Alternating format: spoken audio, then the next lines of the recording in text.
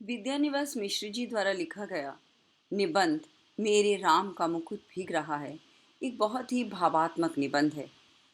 बड़े शहरों में, महानगरों में किस तरह जीवन सब कुछ होते हुए भी उदास रहता है। खुले आकाश के नीचे रहकर भी सांस लेने की जगह की कमी महसूस होती है, क्योंकि चारों तरफ कंक्रीट का जंगल है जहाँ से ऑक्सीजन नहीं, कार्बन डाइऑक्साइड छूटती हुई निकलती है।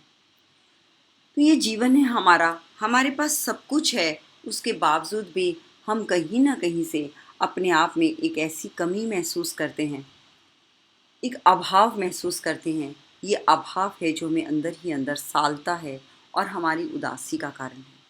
ना जाने एक के बाद एक उदासी कैसे गहराती चली जाती है। कि सब तरफ से साधन संपन्न होकर भी इंसान ना मुस्कुरा पाता है, ना आनंद से आह्लादित हो पाता है, ना चहकते हुए कदमों से नृत्य कर पाता। वो चहक, वो महक, वो खुशबू न जाने कहाँ खो गई जिंदगी की, जो कभी दोस्तों से मिलकर मिला करती थी, जो कभी ठहाकों में गूंजा करती थी, जो कभी साथ सह कदमों में नपा करती थी। आज कुछ भी नहीं है। आज एक डर है। हम शहरों में सब कुछ पा तो गए हैं, लेकिन लेखक की अगर भाषा में सोच कर देखें तो लेखक कहना चाहते हैं कि हमारे पास आज सब कुछ है, लेकिन सब कुछ नहीं भी है। क्यों? क्योंकि जो कुछ हमारे पास है उसे तो हम पैसों से खरीद सकते हैं, लेकिन जो कुछ हमारे पास नहीं है उसके लिए हमें पैसों की ज़रूरत नहीं है। क्योंकि हमें सुख चाहिए, हमें आनंद चाहिए। आनंद हमें पैसों से नहीं मिलता, हमें खुशी पैसों से नहीं मिलती, हमें नींद भी पैसों से नहीं मिलती। टहका टहका सब कुछ होते हुए भी, कारण ना होते हुए भी, उलझते हुए भी हम अपने बिस्तरों पर सो नहीं पाते। तो विद्यानिवास मिश्र जी शायद कहना चाहते हैं, कहते हैं वो सो जाते हैं ज़मीं पर अखबार बिछाकर। वो सो जाते हैं ज़मीं पर अखबार बिछाकर कि मज़दूर कभी नींद की गोली नहीं खाते। तो ये जो निबंध है, ये विशेषतः उन लोगों के एक मध्य वर्ग की सोच के प्रति है, जो बहुत ऊपर उठ रही है, शैक्षणिक स्तर पर भी ऊपर उठ रही है, सामाजिक स्तर पर भी ऊपर उठ रही है, लेकिन आज भी उसकी सोच उन्हीं परंपराओं के जाल में चल रही है और वो उन्हीं में घुलती चली जाती है, उसी में घुलती चली जाती है। मेरे राम का मुकुट आज भी भीग रहा है। वो निर्वासित है, लेकिन मानसिक मुकुट आज भी उसी के सर पर है। तो यही है राम, मेरे राम का मुकुट भीग रहा है की भावना, कि एक माँ का प्यार आज भी अपनी संतान को उतने ही प्यार से पुकारता है। उसके मन के भीतर ऐसा ही सपना पलता है कि वो कहीं भी चला जाए, पर मेरे बेटे पर, उसके सर पर हमेशा मुकुट सुशोभित रहे। उसका जन्म के कारण से उसे कितना भी कष्ट हो, लेकिन उसका जीवन सदैव सहज, सरल और प्रवाहमयी बना रहे। मेरे राम का मुकुट भीग रहा है। विद्यानिवास मिश्र। महीनों से मन बेहद बेहद उदास है। उदासी की कोई खास वजह नहीं, कुछ तबीयत ढीली, कुछ आसपास के तनाव और कुछ उनसे टूटने का डर। खुले आकाश के नीचे भी खुलकर सांस लेने की जगह की कमी। जिस काम में लगकर मुक्ति पाना चाहता हूँ, उस काम में अझार बाधाएं। कुल ले देकर उदासी के लिए इतनी बड़ी चीज नहीं बनती, फिर भी रात रात नींद नहीं आती। दिन ऐसे बीतते हैं जैसे भूतों के सपनों की एक रील पर दूसरी रील चढ़ा दी गई हो और भूतों की आकृतियां और डरावनी हो गई हो। इसलिए कभी कभी तो बड़ी से बड़ी परेशानी करने वाली बात हो जाती है और कुछ भी परेशानी नहीं होती। उल्टे ऐसा लगता है जो हुआ एक सहज कर्म में हुआ, न होना ही कुछ अटपटा होता है और कभी कभी बहुत मामूली सी बात भी भयंकर चिंता का कारण बन जाती है। क्या कहते हैं, ना होना भी कुछ अटपटा होता और कभी कभी बहुत मामूली सी बात भी भयंकर चिंता का कारण बन जाती है। महीनों से मन बेहद बेहद उदास है। अब ये आज के इंसान की मजबूरी है। वो जीता है, सब कुछ है उसके पास, खाने को रोटी भी है, रहने को मकान भी है, पहनने को उचित वस्त्र भी हैं, लेकिन फिर भी एक अभाव है जो उसे अपने जीवन में खलता रहता है। ना जाने वो कस्तूरी मृग की तरह किसकी तलाश में भागता रहता है। आज सुबह एक प्यारी सी बात मैंने पढ़ी कि हम सब सुख चाहते हैं, दुख तो कोई भी नहीं चाहता। तो आखिर सुख हमें मिलेगा कहाँ और दुख हमें कहाँ मिलता है? तो बड़ी प्यारी बात उसने लिखी हुई थी कि दुख हमें हमेशा बाहर से मिलता है। कभी किसी ने कुछ कह दिया, कभी कुछ ऐसा जो हमने चाहा वो घटित नहीं हुआ, कभी किसी ने हमारा अपमान कर दिया, कभी हमारी कोई चाहत पूरी नहीं हुई, किसी ने अपशब्द बोल दिए, किसी ने अच्छा व्यवहार नहीं किया, किसी ने इज्जत मान नहीं दिया। तो दुख हमें हमेशा बाहर से मिलता है, लेकिन आनंद और सुख हमें हमेशा अपने अंतस से मिलता है, अपने अंदर से मिलता है। कोई नहीं देता इसे, हम खुद को देते हैं सुख। तो एक चीज सोचने वाली है, हमारा मन उदास क्यों होता है? क्योंकि हम खुद के पास नहीं जाते, क्योंकि हम खुद से प्यार नहीं करते, क्योंकि हम खुद की अवहेलना करते हैं। जब जब हम स्वयं की अवहेलना करते हैं, तब तब हम दुख को प्राप्त होते हैं। तो इसलिए आज से इस निबंध से ये सीख लो कि अगर हम उदास होना नहीं चाहते, अगर हम दुखी होना नहीं चाहते, तो खुद से दोस्ती कीजिए, खुद से हाथ मिलाइए, खुद का हाल पूछिए। पूछिए आज अपने आप से, अपने ही दिल पर हाथ रखकर, कितने दिन हो गए अपने आप से पूछे हुए कि अरे यार तू कैसा है, तुझे क्या चाहिए, क्या तेरी इच्छा है, मैं तेरे लिए क्या कर सकता हूँ। आप महसूस करो बच्चों, एक क्लास लगी होती है या आप एक घर में बैठे हो, आपका कोई दोस्त, आपका कोई रिश्तेदार आता है, आप खड़े होकर उसे आसन देते हो, बिठाते हो, पानी पूछते हो, पर कभी कभी खुद से नहीं पूछा, अरे यार तू तो बहुत थक गया, चल थोड़ी देर आराम कर ले, चल मैं थोड़ी देर तुझे सहला देता हूँ, आजा, आज मैं तेरे करीब बैठता हूँ। तो प्लीज बच्चों, आज इस मेरे राम का मुकुट भीग रहा है कि इस पहली पंक्ति से सीख लो कि अगर हम अपने मन में उदासी नहीं चाहते, तो हमें अपने आप से प्रेम करना होगा। मैंने एक किताब पढ़ी थी, उसका नाम था काल चिंतन। लेखक थे गजेंद्र अवस्थी।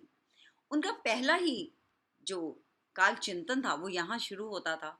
उन्होंने लिखा है, वो पंक्तियां मुझे आज भी याद हैं। उन्होंने लिखा, कहते हैं, आज मन बहुत उदास है, कारण विशेष नहीं है, फिर भी ऐसा क्यों है? वही बात विद्यानिवास मिश्र जी ने यहाँ कही है कि सब कुछ तो है, कोई कारण विशेष नहीं है, फिर भी ना जाने मन बेहद बेहद उदास क्यों है। क्यों? क्योंकि हमने अपने ही करीब आना छोड़ दिया है। हम बड़ी बड़ी ऊंची ऊंची इमारतों के जंगलों में ऐसे उलझ गए कि हमने प्रकृति के पास अपने आप को साझा करना भुला दिया है, हमने अपने आप से प्यार करना भुला दिया है। तो लेखक कहते हैं कि कई बार जिंदगी में बहुत बड़ी बड़ी घटनाएं हो जाती हैं, तब भी वो हमें कोई असर छोड़कर नहीं जाती, और कभी कभी हम किसी छोटी सी बात को भी चिंता का विषय बना लेते हैं। हमें चाहिए कि हम अपनी जिंदगी में चिंतन करना सीखें, चिंता करनी नहीं सीखें। कहते हैं कि एक संत ने कहा है, कहते फिक्र करे सो बावरा, जिक्र करे सो साथ। फरीद जी कहते हैं, जिक्र करे सो फिक्र करे सो बावरा, जिक्र करे सो साध, उठ फरीदा जिक्र कर, फिक्र करेगा आप। कि हमारा काम तो अपने आप को कर्मों में ढाल देना है, अपने जीवन को कर्मों के माध्यम से सार्थक कर देना है। उसी बात को मान लेना है कि उठ अपने गांडीव को संभाल और खड़ा हो जा और युद्ध कर। हम भी अपनी कर्म भूमि में अपने कर्मों से अपने जीवन की युद्ध की इस वेला में जीत को अवश्य हासिल करेंगे। तो क्या कहता है कि छोटी छोटी बातों से अपने आप को हमें कभी भी उदास नहीं करना चाहिए, बल्कि कर्मासक्त होकर हमें आनंद और खुशी का अनुभव करना चाहिए।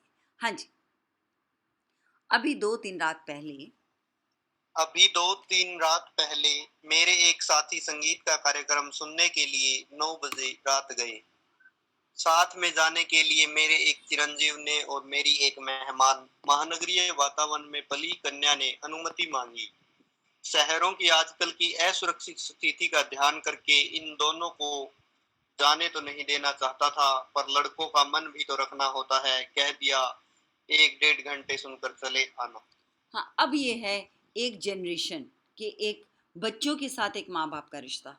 माँ बाप हमेशा उनकी सुरक्षा चाहते हैं। मैं भी जब छोटी होती थी, पेड़ों पर कूदना, दीवारों से फांद जाना, दीवारों पर दौड़ना बहुत अच्छा लगता था। और मेरी माँ मुझे अक्सर डांटा करती थी, कहीं गिर जाएगी, कुछ हो जाएगा, क्या करते रहते हो। लेकिन जब आप माँ बाप बनते हो तब आपको एहसास होता है कि जब संतान को चोट लगती है तब माँ को कैसा लगता है। तो वो कहता है कि मैं जाने तो नहीं देना चाहता था, लेकिन फिर उनका दिल भी रखना पड़ता है कि ज़्यादातर हम अगर बच्चे को टोकते चले जाएंगे, नकारते चले जाएंगे, तो वो बच्चा हमारे साथ अपने संभाषण को खत्म कर बैठे। संभाषण जिसे तुम अंग्रेजी में कम्युनिकेशन कहते हैं। तो लेखक कहते हैं कि मैं जाने तो नहीं देना चाहता शहरी जीवन की। अब आप ये देखो कि हम आपने एक कविता पढ़ी थी पिछले सेम में, सांप। आपको याद होगा कि ए सांप तू शहर तो कभी नहीं आया, ए सांप तू शहर तो कभी नहीं आया, और नगर में बसना भी तुझे नहीं आया। फिर एक बात पूछूं, यह विष कहाँ से पाया, और डसना किससे सीखा। ए सांप तू शहर तो कभी नहीं आया। तो यहाँ क्या बात है कि गांव के लोग बड़े सीधे साधे और दिल के साफ होते हैं, लेकिन शहरों में लोग चेहरे पर चेहरे चढ़ा लेते हैं, तुम उनकी असली पहचान नहीं कर पाते। वो चाहता था कि बेटी को ना भेजे, लेकिन चूंकि बाहर से आई थी, बेटा भी चाहता था जाना, तो उसने दोनों को ना चाहते हुए भी संगीत की उस शाला में जाने की इजाजत दे दी। हाँ जी, आगे बढ़िए। रात के 12 बजे लोग नहीं लौटे। गृहिणी बहुत उद्विग्न हुई, झल्लाई। साथ में गए मित्र पर नाराज होने के लिए संकल्प बोलने लगी। इतने में जोर की बारिश आ गई। छत से बिस्तर समेटकर कमरे में आया। गृहिणी को समझाया, बारिश थमेगी, आ जाएंगे। संगीत में मन लग जाता है तो उठने की तबीयत नहीं होती। तुम सो, ऐसे बच्चे नहीं हैं। पत्नी किसी तरह शांत होकर सो गई, पर मैं अकेला उठा। बारिश निकल गई, ये लोग नहीं आए। बरामदे में कुर्सी लगाकर राह जोहने लगा। दूर कोई भी आहट होती तो उदग्र होकर फाटक की ओर देखने लगता। रह रहकर बिजली चमक जाती थी और सड़क दीप जाती थी, पर सामने की सड़क पर कोई रिक्शा नहीं, कोई चिरई का पूत नहीं। एकाएक कई दिनों से मन में उमड़ती घुमड़ती पंक्तियां गूंज गई। मोरे राम के भीजे मुकुटवा, लक्ष्मण के पटुकवा, मोरी सीता के भीजे सेनुरवा, ते राम घर लौटही। मेरे राम का मुकुट भीग रहा है, मेरे लखन का पटुका अर्थात दुपट्टा भीग रहा होगा, मेरी सीता की मांग का सिंदूर भीग रहा होगा, मेरे राम घर लौट आते। हाँ, अब वो यहाँ कितनी बड़ी बात है हमारे लोकगीतों में। उससे पहले हम पहले अनुच्छेद को देख लेते हैं। तो लेखक क्या कहना चाहता है कि उद्विग्नता है कि क्योंकि बेटी साथ गई है, एक लड़की साथ गई है, और वो भी जो उनके घर मेहमान बनकर आई थी। तो उसकी पत्नी को तो बड़ा बुरा लगता है कि देख उसके बेटा भी चला गया, ना जाने कब लौटेगा, क्या हो गया। एक माँ का डरा हुआ दिल अपने बच्चे के लिए बार बार शुभ आकांक्षा करता है। अब लेखक है अपनी पत्नी को सांत्वना देता है, लेकिन अंदर से तो वो भी डरता है, क्योंकि आखिर तो भारतीय है, अपने मेहमान नवाजी के नियम को अच्छी तरह जानता है। तो वो कहता है कि मुझे बार बार एक ही लोकगीत उसके अंदर बजने लगा, जो कि बहुत दिन से उसे याद आ रहा था। अब उसकी पंक्तियों का भाव सोचो कि मेरे राम का भीजे मुकुटवा, लक्ष्मण का के पटुकवा। अब उसका कपड़ा भी भीग जाए तो कोई बात नहीं, राम का मुकुट भी भीग जाए तो कोई बात नहीं, मेरी सीता का भीजे सिंदूरिया। अब अगर सीता का सिंदूर भीग जाएगा तो क्या होगा, बह जाएगा ना मांग से। तो जो कौशल्या अपने राम की हमेशा दीर्घ जीवन की कामना करती है, तो वो नहीं चाहती कि किसी भी वजह से सीता की मांग का सिंदूर भीग जाए और वो बह जाए। तो वो एक आकांक्षा करती है, एक इच्छा करती है कि राम तुम ही घर लौट आते, क्योंकि अगर तुम घर लौट आते तो सीता कभी बरसात में बाहर नहीं निकलती और उसकी मांग का सिंदूर कभी नहीं भीगता। हाँ जी। बचपन में दादी नानी जाते पर वह गीत गाती, मेरे घर से बाहर जाने पर, विदेश में रहने पर ये वे यही गीत विह्वल होकर गाती और लौटने पर कहती, मेरे लाल को कैसा वनवास मिला था। जब मुझे दादी नानी की इस आकुलता पर हंसी भी आती, गीत का स्वर बड़ा मीठा लगता। हाँ, तब उसका दर्द नहीं छूता। पर इस प्रतीक्षा में एकाएक उसका दर्द उस ढलती रात में उभर आया और सोचने लगा, आने वाली पीढ़ी पिछली पीढ़ी की ममता की पीड़ा नहीं समझ पाती और पिछली पीढ़ी अपनी संतान के संभावित संकट की कल्पना मात्र से उद्विग्न हो जाती है। मन में यह प्रतीति ही नहीं होती कि अब संतान समर्थ है, बड़ा से बड़ा संकट झेल लेगी। बार बार मन को समझाने की कोशिश करता। लड़की दिल्ली विश्वविद्यालय के कॉलेज में पढ़ाती है, लड़का संकट बोध की कविता लिखता है, पर लड़की का ख्याल आते ही दुश्चिंता होती गली में जाने कैसे तत्व रहते हैं, लौटते समय कहीं कुछ हो न गया हो और अपने भीतर अनायास अपराधी होने का भाव जाग जाता। मुझे रोकना चाहिए था या कोई व्यवस्था करनी चाहिए थी। पराई लड़की अर्थात और लड़की तो हर एक पराई होती है, धोबी की मुठरी की तरह घाट पर खुले आकाश में कितने दिन फहराएगी। अंत में उसे गृहिणी बनने जाना ही है। घर आई, कहीं कुछ हो न जाए। हाँ, पहले तो हम इस अनुच्छेद को ले लेते हैं। एक सामाजिक परंपरा, पता नहीं मन बहुत भीग सा गया पढ़ते हुए। बात जो लेखक कहता है बचपन में दादी नानी जो गीत गाती थी उनका दर्द है। अब वही बात है ना कि माँ बाप अपने तरीके से सोचते हैं, अपनी संतान के प्रति जो उनका मोह होता है, जो लगाव होता है, जो उनके प्रति समर्पण होता है, वो कहते हैं बहुत ही निष्काम होता है। माँ को अपनी संतान से कुछ नहीं चाहिए, सिर्फ इतना ही कि उसकी संतान का हमेशा भला हो, उसकी संतान हमेशा प्रगति पथ पर प्रशस्त हो, उसकी संतान के रास्ते में एक छोटा सा कांटा भी कभी नहीं आए। वो उसका बस चले तो अपनी संतान के रास्ते को अपनी आंखों से बीन दे, ताकि छोटा छोटा कांटा भी उसके यहाँ से हट जाए और वो बड़ी सुकून और अच्छी से जिंदगी जी पाए। तो लेखक कहते हैं, लेकिन माँ बाप अपने बच्चों की महत्वाकांक्षाओं की ऊपर उठती हुई भावों को नहीं नाप पाते हैं और बच्चे अपने माँ बाप के उस दर्द को नहीं बीन पाते हैं जो वो जी लेते हैं। अभिप्राय ये है कि दोनों के बीच में एक ये जो अंतराल है वो बना ही रहता है, चाहे कुछ भी हो जाए। अगली बात वो कहते हैं कि उसके घर एक मेहमान जो थी वो एक लड़की थी, हालांकि वो बड़ी हो गई थी, प्राध्यापक बन गई थी, एक विश्वविद्यालय में पढ़ाती थी। लड़का भी कोई छोटा नहीं था, लेकिन उसके बावजूद भी तो वो एक लड़की थी। हिंदुस्तान के मन का वही तो विचार है। एक बड़ी छोटी सी बात जो इसको पढ़ते हुए मेरे मन को छू के चली गई। वो कहता है कि भगवान तूने कैसी बनाई है ये बेटी। जब वो बेटी होती है तब भी पराई होती है, और जब वो बहू बनती है तब भी पराई रहती है। उसे कभी भी कोई अपना क्यों नहीं कहता? न बेटी को कोई अपना कहता है और न बहू को कोई अपना कहता है। ये दर्द आखिर एक बेटी के सीने में कब तक जीता रहेगा? कब तक हम ये नहीं कहेंगे ये बेटी हमारी है और ये बहू हमारी है? हम बेटी को खूब पढ़ाएं, खूब लिखाएं और उसे बड़ा करें। इसके साथ ही हम ये भी सोचें कि जिस बहू को हम लाए हैं वो भी हमारी है, हमारा घर है, ये घर उसका है और वो इस घर की है।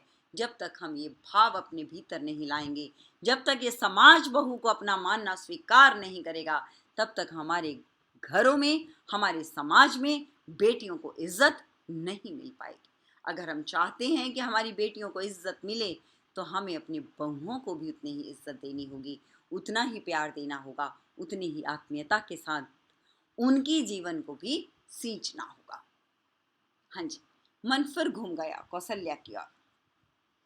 मन फिर घूम गया कौशल्या की ओर, लाखों करोड़ों कौशल्याओं की ओर, और लाखों करोड़ों कौशल्याओं के द्वारा मुखरित एक अनाम अरूप कौशल्या की ओर। इन सब के राम वन में निर्वासित हैं, पर क्या बात है कि मुकुट अभी भी उनके माथे पर बंधा है और उसी के भीगने की इतनी चिंता है।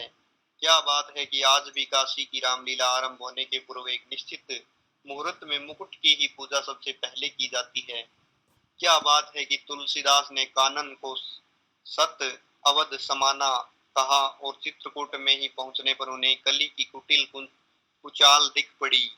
क्या बात है कि आज भी वनवासी धनुर्धर राम ही लोकमानस के राजा राम बने हुए हैं। कहीं न कहीं इन सब के बीच एक संगति होनी चाहिए। हाँ, अब वो कहता मन फिर घूम गया उसी कौशल्या की ओर।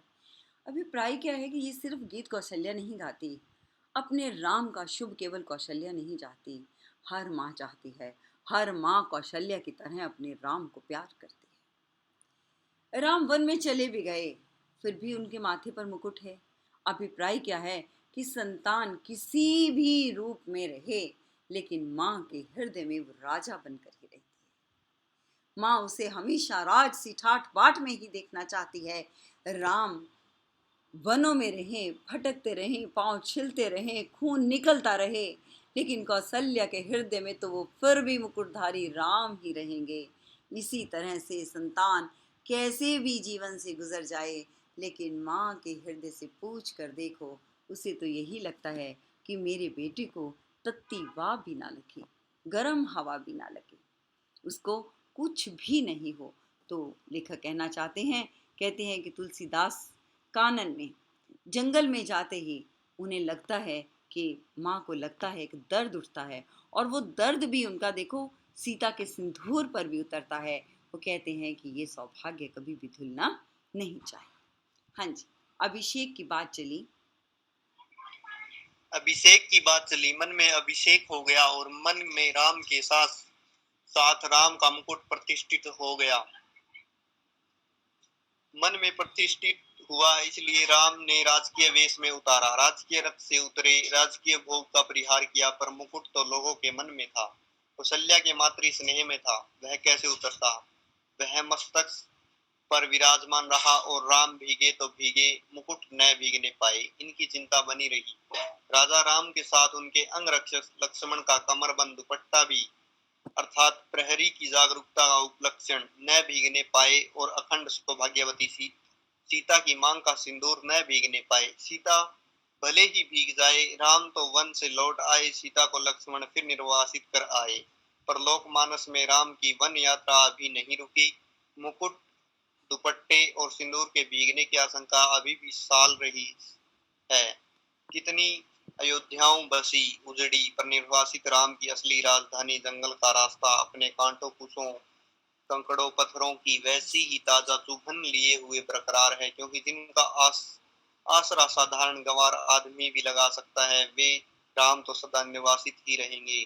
और उनके राजपाट को संभालने वाले भरत अयोध्या के समीप रहते हुए भी उनसे भी अधिक निर्वासित रहेंगे। निर्वासित ही नहीं, बल्कि एक काल कोठरी में बंद जिलावतनी की तरह दिन बिताएंगे। हाँ, इससे पहले वो कहता है कि उसे हर माँ कौशल्या लगती है, हर माँ के सीने में कौशल्या का सा दिल लगता है। अब वो कहते हैं अभिषेक की बात चली, अभिषेक नहीं हुआ, राम सीता लक्ष्मण सब जंगल चले गए, लेकिन मुकुट तो नहीं गया। मुकुट तो फिर भी राम के सिर पर ही सुशोभित रहा। क्यों?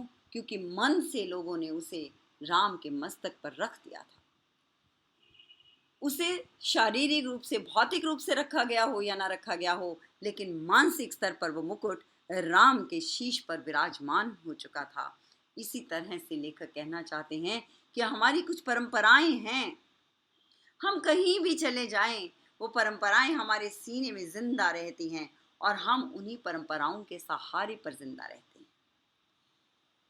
वो कहता है चाहे सब कुछ भीग जाए, सब दुनिया बह जाए, लेकिन ना भीगे तो राम का मुकुट ना भीगे, लक्ष्मण का पटुआ ना भीगे, और सीता की मांग ना भीगे। क्यों ना भीगे?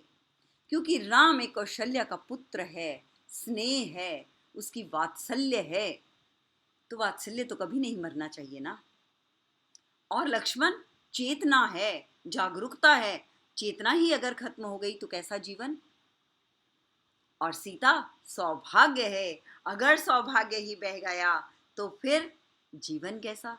तो जीवन में जो 3 चीजें जरूरी हैं वो है जीवन, और जीवन में चेतना, और चेतना के लिए सौभाग्य। सौभाग्य, चेतना और जीवंतता जब तक हमारे पास हैं, तब तक हमारा जीवन सुख और शुभ से भरा हुआ है। तो आगे लेखक कहते हैं कि जो लोग राम को मुकुट दे बैठे, अब आप ये देखो कि उससे भी ज्यादा निर्वासित अगर कोई रहा तो वो भरत रहा। वो कहते हैं कि सीता वापस लौट आई, राज मुकुट राम के सर पर चला गया, लेकिन सीता तो पुनः निर्वासित हो गई। अभिप्राय क्या है कि समाज ऐश्वर्य से पूरित हो गया, लेकिन एक नारी के लिए तो फिर संघर्ष वैसे का वैसा ही रहा।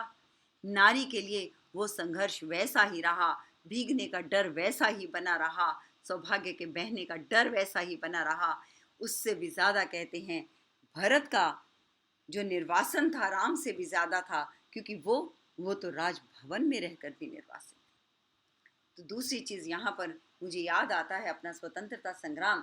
राजा राम मोहन राय ने, सभी ने राम राज्य की कल्पना की, लेकिन स्वतंत्रता संग्राम में एक बहुत बड़े हमारे दिग्नेता रहे हैं राजा राम मोहन राय, जिन्होंने कहा कि मुझे राम राज्य नहीं, मैं सीता राम राज्य की कल्पना करता हूँ, क्योंकि राम राज्य में तो सीता का निर्वासन हो जाता है, लेकिन सीता राम राज्य में कभी भी सीता का निर्वासन नहीं होगा।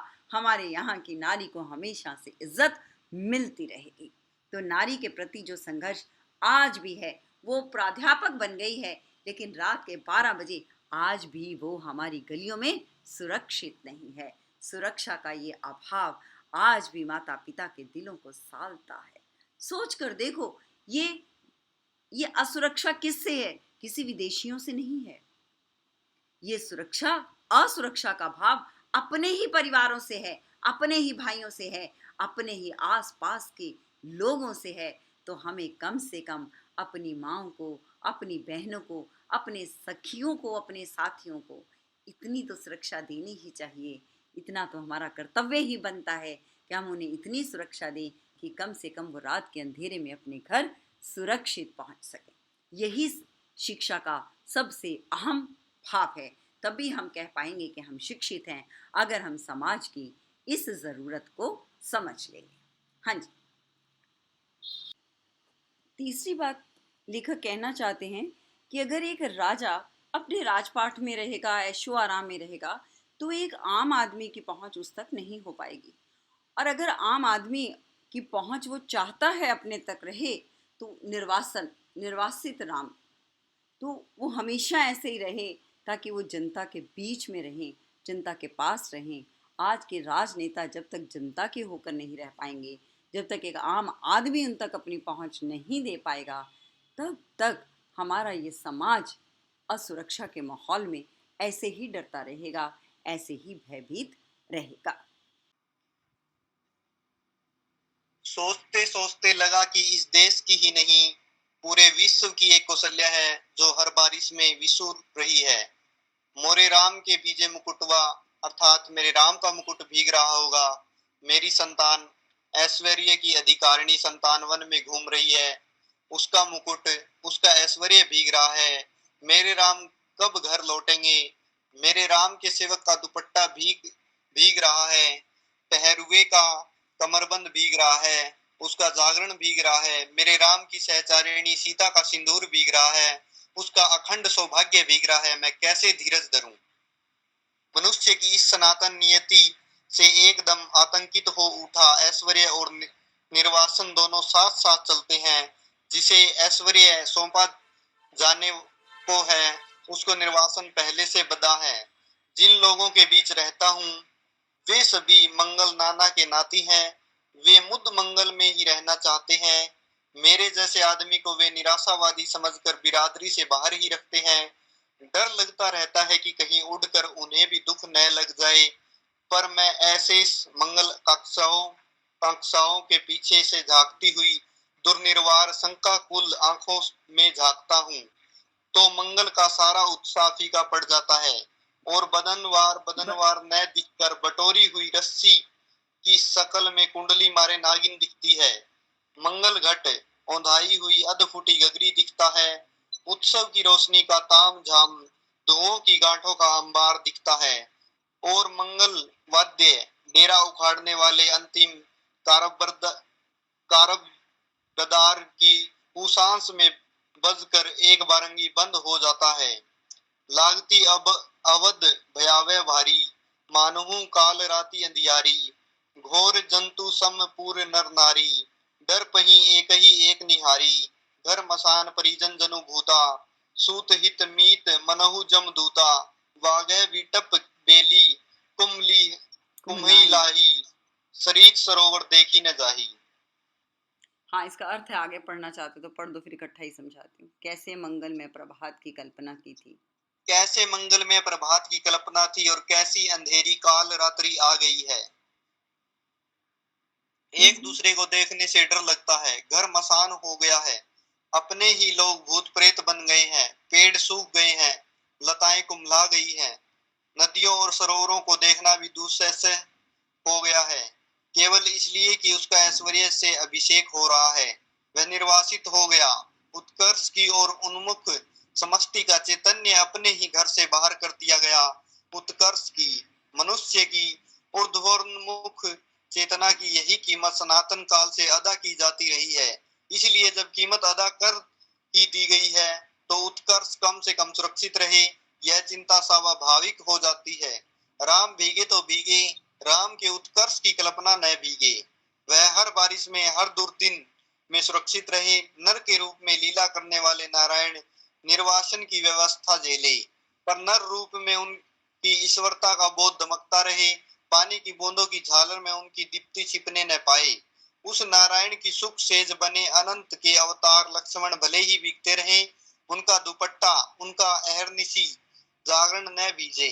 शेषी नारायण के ऐश्वर्य का गौरव अनंत शेष के जागर संरक्षित हो सकेगा, और इन दोनों का गौरव जगजननी आधा शक्ति के अखंड सौभाग्य सीमंत सिंदूर से रक्षित हो सकेगा। उस शक्ति का एक निष्ठ प्रेम पाकर राम का मुकुट है, क्योंकि राम का निर्वासन वस्तुतः सीता का दोहरा निर्वासन है। राम तो लौटकर राजा होते हैं, पर रानी होते ही सीता राजा राम द्वारा वन में निर्वासित कर दी जाती है। राम के साथ लक्ष्मण है, सीता है। सीता वन्य पशुओं से घिरी हुई विजन में सोचती है, प्रसव की पीड़ा हो रही है, कौन इस वेला में सहारा देगा, कौन प्रसव के समय प्रकाश दिखलाएगा, कौन मुझे संभालेगा, कौन जन्म के गीत गाएगा। हाँ बच्चों, दो पहरे, दो अनुच्छेद हमारे पास इकट्ठे हो गए हैं।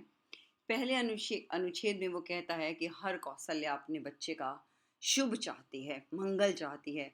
कुछ भी हो जाए, माँ हमेशा मंगल के गीत गाएगी। मुझे आज एक बेटे की याद आती है। एक दिन जब उसकी माँ नहीं रही तो वो कहता अब मेरे लिए कौन दीवट पर जाकर दिया जलाएगा, अब मेरे लिए कौन शुभकामना करेगा। उसकी ये बात सुनकर मन इतना भरा कि वाकई माँ एक ऐसी अनुभूति होती है जिसके होते तक इंसान हमेशा अपने आप को एक कवच में महसूस करता, और उसे लगता है जब तक मेरी माँ जिंदा है तब तक मैं सुरक्षित हूँ और किसी की इतनी हिम्मत नहीं कि वो कोई मुझे कुछ कह जाए। फिर वो आगे कहते हैं कि वो रो रही है, बिसूर रही है, लेकिन उसका राम जिसे ऐश्वर्य मिलना था वो तो वनों में चला ही गया। सीता भी चली गई, लक्ष्मण भी चला गया। ये सब चीज़ें हमने पहले समझी हैं। अगली बात वो जो कहना चाहता है, वो कहता है ये सारी की सारी दुनिया मुद मंगल में रहना चाहती है, हमेशा ही अच्छा अच्छा अच्छा अच्छा अच्छा सोचती रहना चाहती है। तो कहते हैं लेकिन जिंदगी तो हमेशा ही अच्छे से नहीं बनी ना। जहाँ धूप है वहाँ छाया भी है। अब आप ये देखो कि धूप जितनी घनी होगी छाया भी उतनी ही घनी होगी। इसका मतलब क्या है कि एक व्यक्ति जितने संघर्षों से गुजरेगा उतना ही ज्यादा वो जिंदगी में आनंद को अनुभव कर पाएगा। हम ये उदाहरण बार बार महसूस करते हैं कि जब हम एसी में भी बैठे हैं तो हमें गर्मी लगती है, आप एक चक्कर बाहर लगाएं आपको पेड़ के नीचे भी ठंडक लगती है। तो अभिप्राय क्या है कि जब तक इंसान संघर्ष नहीं झेलता, जब तक इंसान धूप नहीं देखता, तब तक वो छाया की कीमत महसूस नहीं करता। जब तक अंधेरा नहीं होगा हमारे जीवन में प्रकाश की कोई कीमत नहीं होगी। तो कहता है ये दुनिया जो है ये अंधेरे और प्रकाश से मिलकर बनी है, सुख और दुख की सांझी स्थली है। जिस तरह सागर में तूफान उठता बैठता, लहरों का उठाव उतार और चढ़ाव बनता रहता है, ऐसे ही हमारे जीवन में भी उतार और चढ़ाव आते रहते हैं। आप नदी की भी चलन देख लीजिए, हमेशा ऐसे वक्रगत रेखा में घूमती चली जाती है। इसी तरह हमारी जिंदगी है, हम भी ऐसे ही घूमते चले जाते हैं। कभी दिन निकलता है तो कभी रात होती है, कभी रात होती है तो दिन भी अवश्य निकलता है। हमेशा याद रखिएगा जिंदगी में कि कोई भी वक्त कैसा भी हो, चाहे वो अच्छा हो चाहे वो बुरा हो, अंततः निकल ही जाएगा। इसलिए ना सुख में ज़्यादा गुमान करो और ना दुख में ज़्यादा विलाप करो, क्योंकि ये तो वक्त की बात है। वक्त तो अपनी घड़ी की सुइयों के साथ साथ टप ही जाएगा। तो कहते हैं कि अब आप ये देखो कि लोग मुझे कहते हैं कि मैं निराशावादी हूँ। तो निराशावादियों की सोच के ऊपर वो कहता है कि जैसे लोगों को उस तरफ प्रकाश दिखता है, मुझे प्रकाश से भी आगे एक अंधेरा दिखता है। तुम यहाँ पर एक ज्ञान केंद्र है, उसमें जाना, जिद्दल जी का म्यूजियम बनाया हुआ है, अजायब घर। उसमें उन्होंने अपनी सोच लिखी हुई है। उस सोच में एक बड़ी प्यारी बात लिखी हुई है कि जहाँ पर लोगों को दीवार दिखती है, मुझे उसी दीवार में एक दरवाज़ा दिखता है। यही है हमारी ज़िंदगी में कामयाबी का राज। जब जब हम अंधेरों में प्रकाश ढूंढने लगते हैं, जब जब हम अपने सायों में गति ढूंढने लगते हैं, तब तब हम जिंदगी में कामयाबी की ओर बढ़ने लगते हैं। लेकिन लेखक क्या कहता है? कहते हैं जहां पर किसी को मंगल का घड़ा दिखाई देता हो, हम औंधा करके रखते हैं ना, हल्का सा टेढ़ा करके रखते हैं, कभी भी रखा हुआ देखा होगा तुमने। तो वो कहता है वो उसी में से मुझे क्या लिखता है, जैसे कोई गागर पीछे से टूट गई हो और वो अपना सतह ना बना पाई हो, इसलिए टेढ़ी हो गई है। तो कहता है मुझे तो जहाँ जहाँ लोग बंधनवार टांगते हैं, मंगल के गीत गाते हैं कि हमारे घर नए नए शुभ कार्य हो रहे हैं, मुझे तो उन शुभ शुभ बंधनवारों में भी मुझे तो नाग ही दिखाई देता है। तो एक गीत भी है ऐसा ही, कहते जहाँ पर शहनाई बजती है वहाँ मातम भी होता। तो इंसान कभी कभी केवल सुख में खो जाना चाहता है। लेखक कहता है कि ऐसी बात नहीं है, सुख भी उतने ही अहम हैं जितने दुख अहम हैं। तो इसलिए हमें दुख में ज़्यादा दुखी नहीं होना चाहिए और सुख में अपने आप में इतना गुमानित नहीं होना चाहिए कि हम अपने आप को ही भूल जाएं। फिर कविता की पंक्तियां देता है वो कि लागत अवध भया, मुझे तो अवध या अयोध्या जहाँ राम रहते हैं, मुझे तो बहुत भयंकर लगती है। ऐसे लगता है जैसे चारों तरफ मौत ही मौत, काल रात्रि आ गई है और इतनी अंधेरी कि उसके उस पार कुछ दिखाई नहीं देता। और जितने भी नर नारी यहाँ रहते हैं वो सब मुझे जीव जंतु पशु जानवरों की तरह दिखाई देते हैं। मुझे तो सब तरफ डर डर का माहौल दिखाई देता है। घर शमशान भूमि की तरह लगता है और यहाँ पर रहते लोग भूत की तरह लगते हैं, जिनमें प्राण तो हो सकते हैं, गति तो हो सकती है, लेकिन जीवन नहीं हो सकता। वो कहता है और जो पुत्र हैं जो हमें सबसे ज्यादा हमारा हित चाहते हैं, वो मीत मेरे मित्र जो हित चाहने वाले मेरे दोस्त हैं, वो भी मुझे यमदूत की तरह दिखाई देते हैं। हर तरफ मुझे कुमलाहट ही कुमलाहट दिखाई देती है। तो लेखक कहते हैं कि राम जिसे ऐश्वर्य मिलना था वो तो जंगल में चला गया। राम को एक ही बार निर्वासन मिला, एक ही बार वनवास मिला, लेकिन जगत जननी सीता को तो बार बार वनवास मिला। अब वो कहना यहाँ ये चाहते हैं कि पुरुष तो फिर से ऐश्वर्य में आ गया, उसे तो जीवन के संघर्षों के बाद फिर से आराम मिल गया, लेकिन नारी को तो कोई आराम नहीं मिला। हम ऊपर उठ गए, हमारा समाज ऊपर उठ गया। नारी ने शिक्षित होकर भी अगर कुछ किया है तो अपने परिवार को ही पाला है, अपने परिवार को ही सहारा दिया है। आज भी तुमने कई व्हाट्सएप पढ़े होंगे कि सबके लिए रविवार होता है, लेकिन घर की गृहिणी के लिए तो कोई रविवार नहीं होता। हर कोई कहता है अरे भाई आज तो वीकेंड है, छोले बना लो, किसी को बुला लो, चलो कहीं घूम आओ। लेकिन क्या करो, छोले कौन बनाएगा? गृहिणी। तो कहते हैं उसके लिए तो कोई रविवार नहीं हुआ, आज उस कोने की सफाई कर लो, आज उस कोने की सफाई कर लो, उसके लिए तो कोई छुट्टी नहीं हुई। वो कहते हैं हर व्यक्ति को कभी बहन के रूप में माँ मिल जाती है, कभी पत्नी के रूप में माँ मिल जाती है, अर्थात देखभाल करने के लिए एक व्यक्तित्व मिल जाता है, लेकिन एक बेटी को दोबारा माँ कभी नहीं मिलती। वो माँ बनकर केवल माँ की भूमिका ही निभाती है। एक बार माँ से बिछुड़ने के बाद उसे ममत्व फिर नहीं मिलता। तो यहाँ भी वो यही कहते हैं कि उसे निर्वासन हो गया और प्रसव पीड़ा में वो सोचती है उसे कौन संभालेगा। एक वो दर्द जो जीवन का सबसे बड़ा दर्द और सबसे बड़े सुख का कारण होता है, वह है प्रसव काल। उसमें भी सीता अकेली है, वहां भी उसके लिए उसके साथ उसके ना तो दर्द को साझा करने वाला कोई है और ना ही उसके साथ खुशियां मनाने वाला कोई है। तो अंतिम पंक्तियां लेखक यही कहकर इस अनुच्छेद की खत्म करता है। कहता है कौन इस वेला में सहारा देगा, कौन प्रसव के समय प्रकाश दिखलाएगा, कौन मुझे संभालेगा, कौन जन्म के गीत गाएगा। अर्थात नारी के पास आज भी संबल नहीं है। सीता एक, आप और किताबें पढ़ोगे तो एक मैंने पीछे किसी बंगाली लेखक की किताब पढ़ी, उसमें सीता की आत्मकथा है, सीता अपनी आत्मकथा के रूप में लिखती है, तो वो यही कहती है कि भी किस तरह वो जंगल में जाती है, किस तरह अपने जीवन को गुजारती है, कैसे वो अर्थोपार्जन के लिए वैद्य का कार्य करती है, क्योंकि उसके हाथों, क्योंकि वो भूमि की बेटी होती है, तो वनस्पति के साथ उसकी एक अलग दोस्ती होती है। तो कौन जन्म के गीत गाएगा? ना सुख में कोई उसका सहारा है जो उसके साथ आह्लादित हो सके, ना दुख में कोई आलंबन है जो उसे संभाल सके। यही है एक नारी की वेदना का सबसे पहला आधार, कि उसके पास कोई सहारा नहीं है। हाँ जी, कोई गीत नहीं गाता। पढ़ो आगे। कोई गीत नहीं गाता, सीता जंगल की सूखी लकड़ी बीनती है, जलाकर अंजोर करती है और जुड़वा बच्चों का मुंह निहारती है। दूध की तरह अपमान की ज्वाला में चित्त कूद पड़ने के लिए उफनता है, और बच्चों की प्यारी और मासूम सूरत देखते ही उस पर पानी के छींटे पड़ जाते हैं और उफान दब जाता है।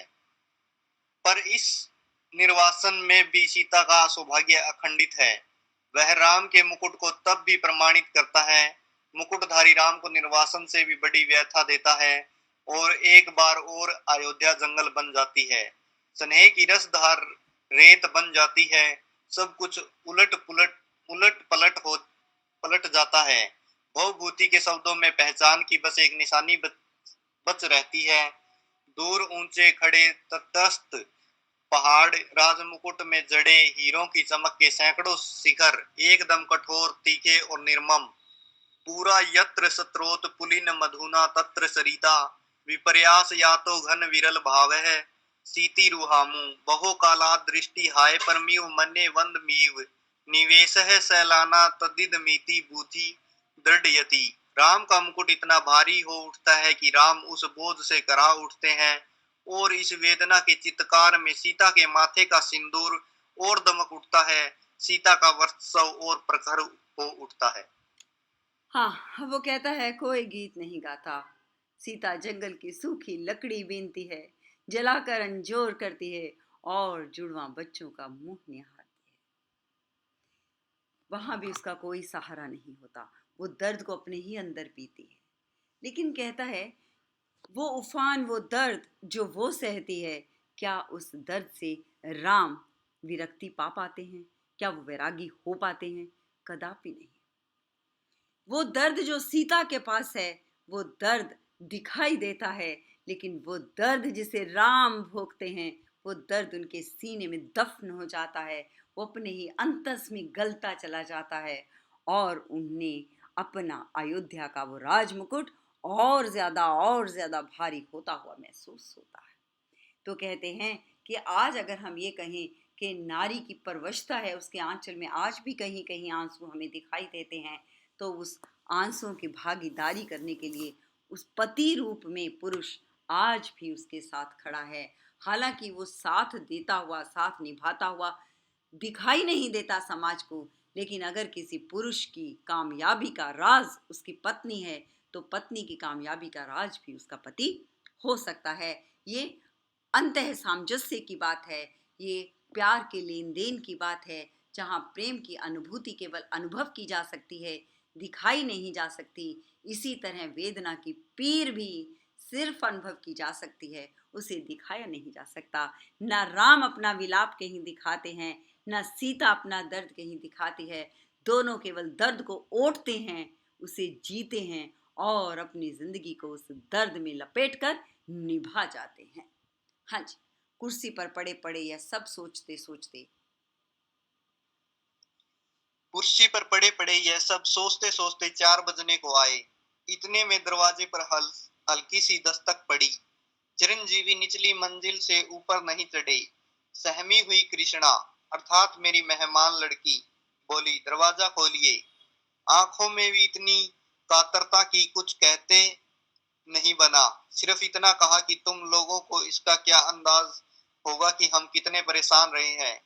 भोजन दूध धरा रह गया, किसी ने भी छुआ नहीं। मुंह ढांप कर सोने का बहाना शुरू हुआ। मैं भी स्वस्ति की सांस लेकर बिस्तर पर पड़ा, पर अर्ध चेतन अवस्था में फिर जहां खोया हुआ था वहीं लौट गया।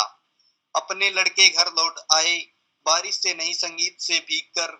मेरी दादी नानी के गीतों के राम लखन और सीता अभी भी वन वन भीग रहे हैं। तेज बारिश में पेड़ की छाया और दुखद हो जाती है। पेड़ की हर पत्ती से टप टप बूंदें पड़ने लगती हैं। तने पर टिके तो उसकी हर नस नस में आप्लावित होकर बारिश पीठ लगा गलाने लगती है।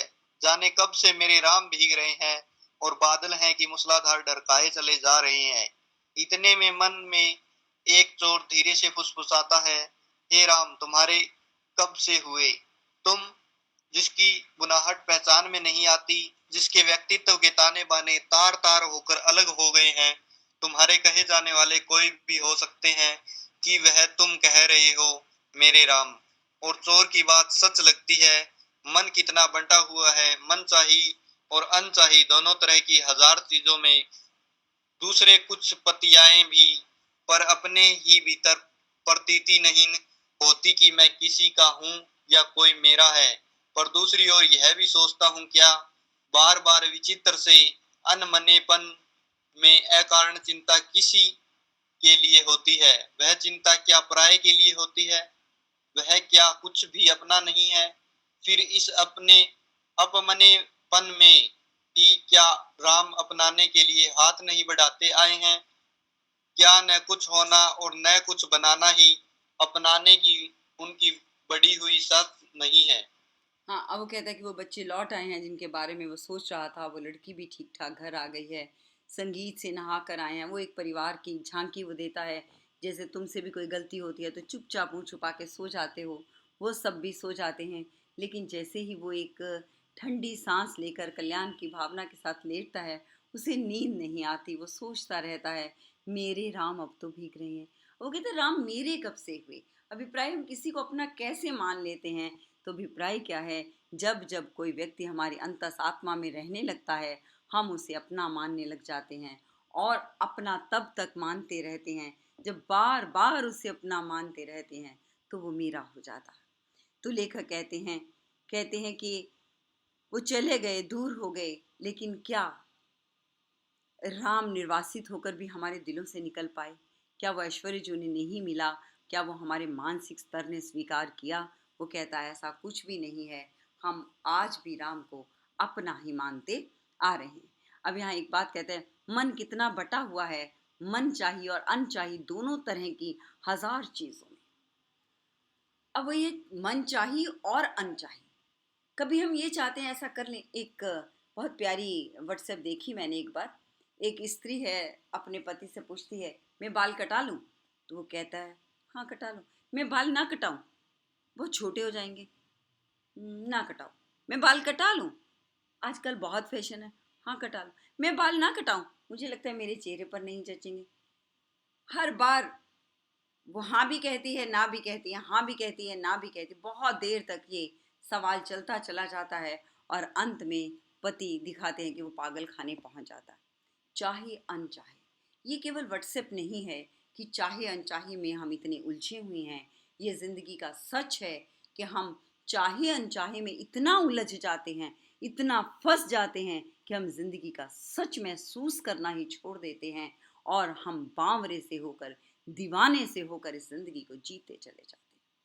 तो वो कहते हैं कि हम ये भी चाहते हैं हमारे बच्चे आज के आधुनिक समाज में जिएं, लेकिन हम ये भी चाहते हैं कि हमारे बच्चे परंपराओं का निर्वाह करें।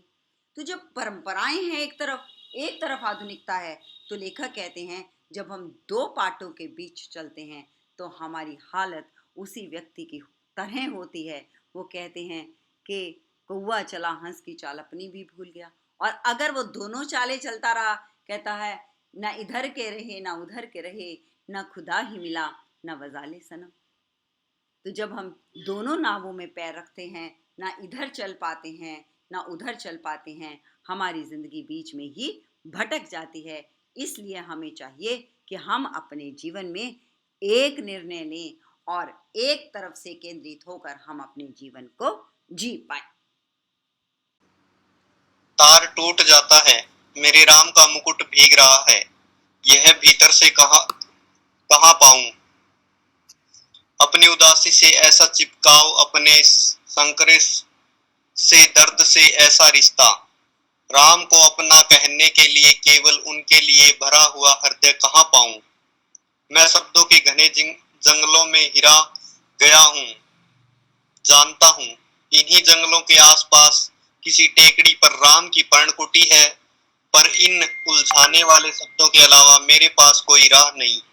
शायद सामने उपस्थित अपने ही मनोराज्य के युवराज, अपने बचे खुचे स्नेह के पात्र, अपने भविष्यत के संकट की चिंता में राम के निर्वासन का जो ध्यान आ जाता है, उनसे भी अधिक एक बिजली से जगमगाते शहर में एक पढ़ी लिखी चंद दिनों की मेहमान लड़की के एक रात कुछ देर से लौटने पर अकारण चिंता हो जाती है। उसमें सीता का ख्याल आ जाता है, वह राम के मुकुट या सीता के सिंदूर के भीगने की आशंका से जोड़े न जोड़े।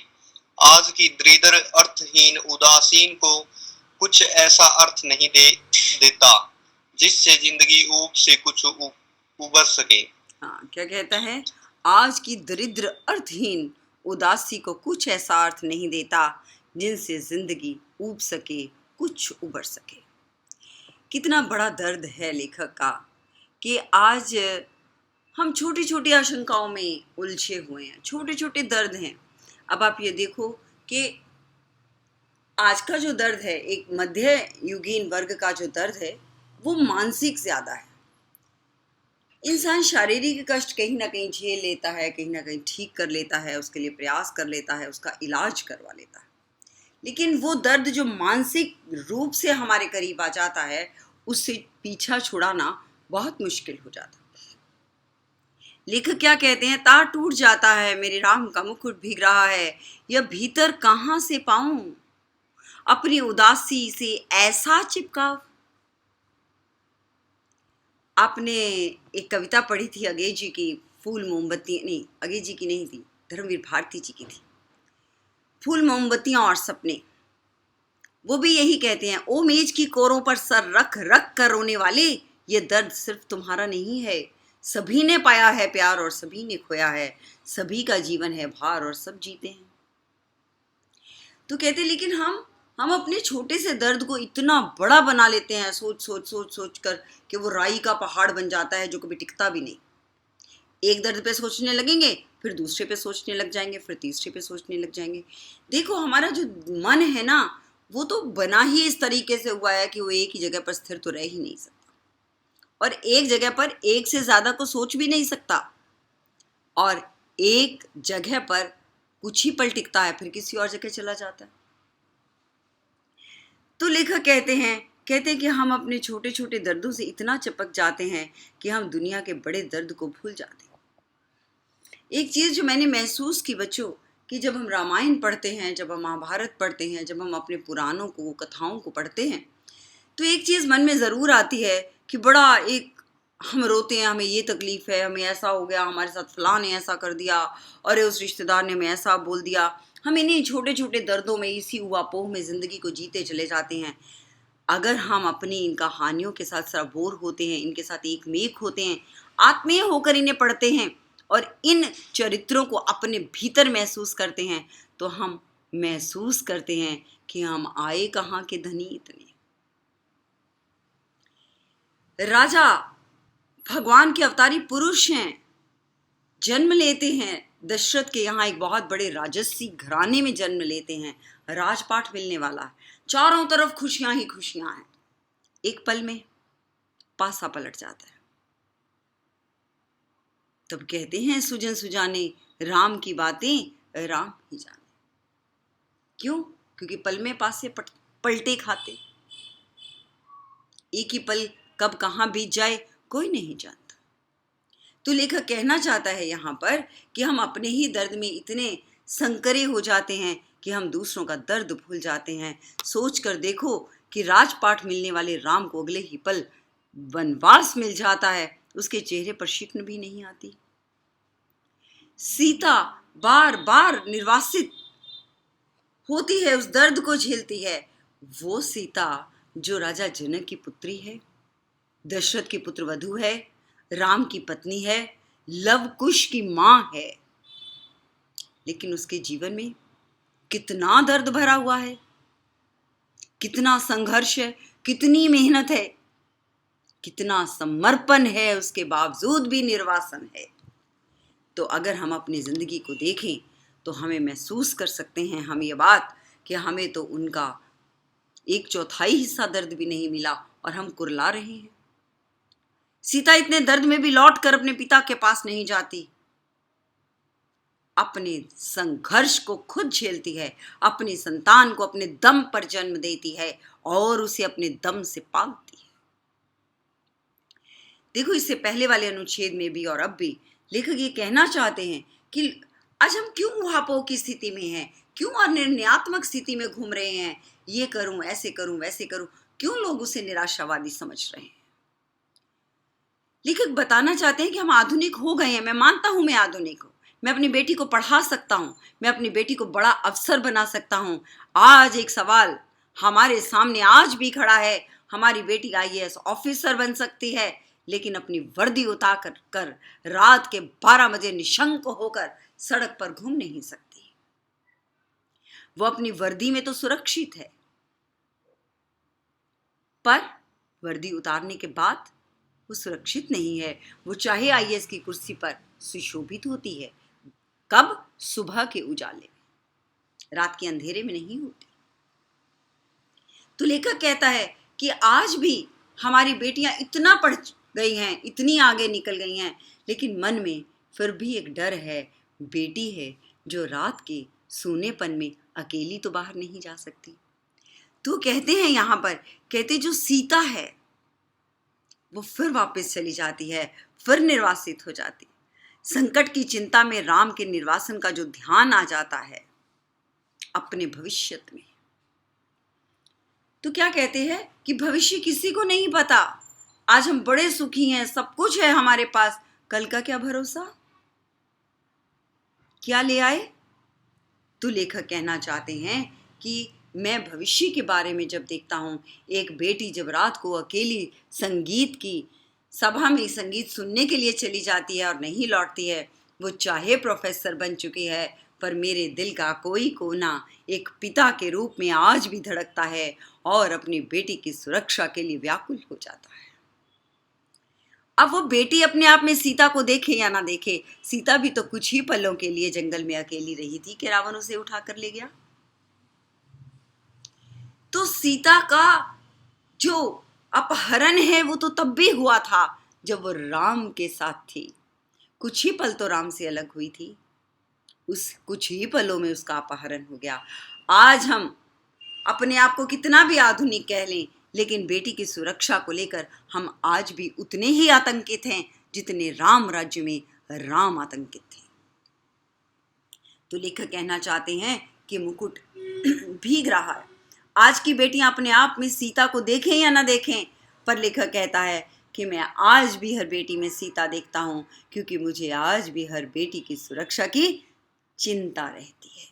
तो आज हम कितने भी आधुनिक हो जाएं, आधुनिकता और पुरातनता की संधि पर खड़े हम लोग अपनी बेटियों को लेकर आज भी सुरक्षा और असुरक्षा के दोराहे पर झूल जाते हैं।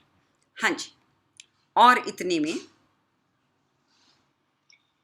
इतने में पूर्व से हल्की उजास आती है और शहर के इस शोर भरे बियाबान में चक्की के सवर के साथ चढ़ती उतरती जंतसार गीती हल्की सी सिहरन पैदा कर जाती है। मोरे राम के भीजे मुकुटवा और अमचूर की तरह विद्यालय जीवन की निरस्ता में सूखा मन कुछ जरूर ऊपरी सतह पर ही सही भीगता नहीं तो कुछ नम तो ही हो ही जाता है, और महीनों की उमड़ी घुमड़ी उदासी बरसने को आ जाती है। बरस न पाए यह अलग बात है, अर्थात कुछ भीतर भाव हो तब न बरसे, पर बरसने का यह भाव जिस ओर से आ रहा है उधर राह होनी चाहिए। इतनी असंख्य कौशल्याओं के कंठ में बसी हुई जो एक अरूप ध्वनिमय कौशल्या है, अपनी सृष्टि के संकट में उसके तत्व उत्कर्ष के लिए आकुल उस कौशल्या की ओर, उस मानवीय संवेदना की ओर ही कहीं रहा है। घास के नीचे दबी हुई, पर उस घास की महिमा अपरंपार है। उसे तो आज वन्य पशुओं का राजकीय संरक्षित क्षेत्र बनाया जा रहा है।